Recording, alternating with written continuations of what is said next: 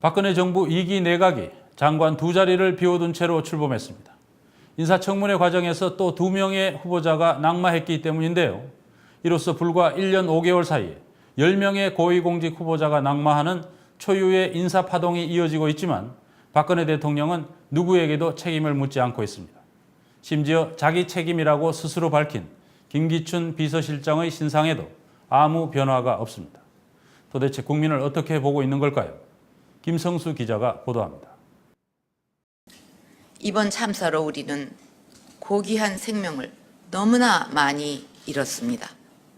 그 희생이 헛되지 않도록 대한민국의 개혁과 대변혁을 반드시 만들어가는 것이 남은 우리들의 의무라고 생각합니다.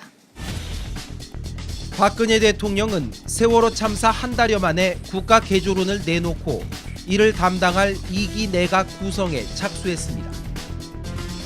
그러나 새 총리 후보자 2명이 잇따라 사퇴하자 사의를 밝혔던 총리를 2달 만에 다시 불러다 쓰는 촌극을 빚었습니다. 이어 8명의 장관 후보자를 지명했지만 이들에 대한 인사청문회는 지켜보기에도 민망한 수준이었습니다. 신분이 무슨 뜻이냐고 물었습니다. 아니 안 들립니까? 아니면 시간이 크시는 겁니까? 예. 신뢰가 없으면 이게 다 사실이 이렇게 드러났는데도 불구하고 계속 그렇게 거짓말 하려고 그러세요, 여기서? 너무 오래된 일에서 기록이 없고요. 기억으로 의존하다 보니까 제가 결과적으로는 거짓말을 해버렸습니다. 결국 두 사람의 거취가 각각 지명 철회와 자진 사퇴로 마무리되면서 이번 정부 들어 청문회 전후로 낙마한 고위공직 후보자는 꼭 10명을 채웠습니다. 과거에도 이랬을까? 임기 중반인 2000년 처음 인사청문회 제도가 도입됐던 김대중 정부 시절엔 총리 후보자 2명이 낙마했고 인사청문 대상이 장관까지 확대된 노무현 정부 기간에는 6명이 중도 하차했습니다. 낙마 사례가 급증한 건 이명박 정부 들어서였습니다. 5년 임기 동안 매년 한두 명씩 모두 9명이 낙마했습니다. 그런데 박근혜 정부에서는 벌써 10명, 출범한 지 불과 1년 5개월 만에 이미 역대 최다 기록을 넘어선 겁니다. 지금 전형 검증 자체가 잘못되고 있는 거예요. 검증이라는 게 말하자면 이제 뭐 수사는 아니지만 그 배경 조사거든요. 예를 들어서 표절을 했느냐 안 했느냐, 거짓말을 했느냐 안 했느냐, 술을 먹었느냐 안 먹었느냐, 뭐 이런 거라는 거 아주 간단한 거 아닙니까? 문제는 참사 수준에 이른 인사 난맥상에 대해 누구도 책임을 지는 사람이 없다는 것. 심지어 인사의 책임이 자신에게 있다고 공개적으로 밝힌 사람마저도 여전히 자리를 유지하고 있습니다. 인사가 잘못되고 잘된 것은 전적으로 제 책임이라고 말씀. 인사 책임을 져야 될 위치에 있는 김기춘 실장이 전혀 책임을 지지 않는 모습으로 있다는 거, 이거는 국민들한테는 지금까지의 그 인사 정책이 앞으로도 변하지 않을 것이다, 이런 그 상징적인 신호로 읽혀지는 이제 대목입니다. 결국 화살은 김기춘 실장에 대한 인사권을 쥔 박근혜 대통령에게 향할 수밖에 없습니다. 연이은 인사 실패와 관련한 박 대통령의 인식은 최근 수석비서관 회의 발언에서 드러났습니다. 청문회에 가기도 전에 개인적인 비판과 가족들 문제가 거론되는 데는 어느 누구도 감당하기가 어려웠던 것 같고, 높아진 검증 기준을 통과할 수 있는 분을 찾기가 현실적으로 매우 어려웠습니다.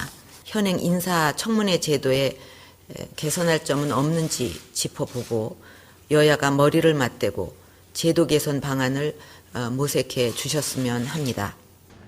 국민의 눈높이가 높아진 탓, 발목을 잡는 야당 탓, 그리고 현행 인사청문회 제도의 문제 탓이라는 것으로 요약됩니다.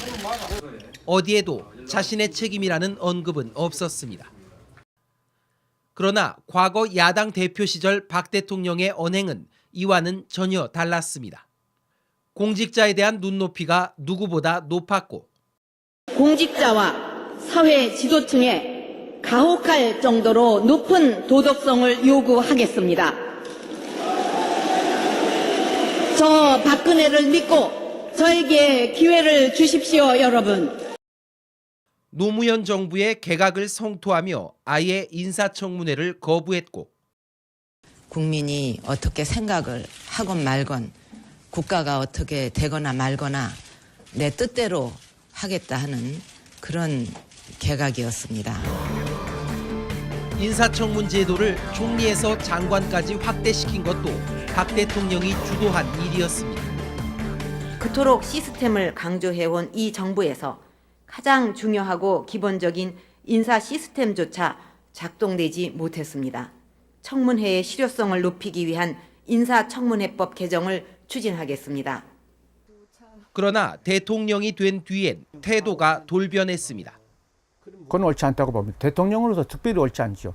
대통령은 한 나라의 원수로서 국가의 도덕적, 정치적 수준을 높이는 데 앞장서야지 국민이 너무 빨리 간다고 비난할 수는 없는 거 아니겠습니까? 과거 박근혜 대통령이 한나라당을 이끌었던 시절 그때는 지금보다 훨씬 더 엄격한 잣대를 들이댔거든요. 논문 표절 하나만 가지고도 장관이 이제 그만두게 되는 이런 뭐 일까지 있고 이제 그랬었습니다.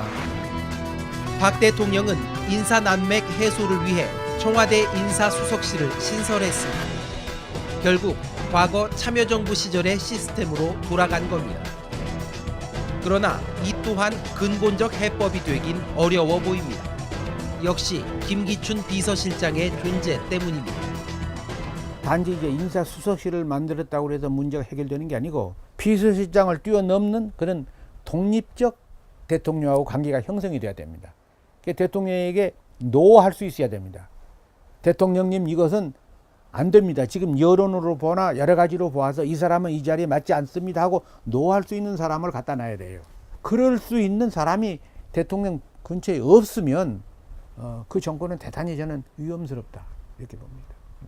뉴스타파 김성수입니다.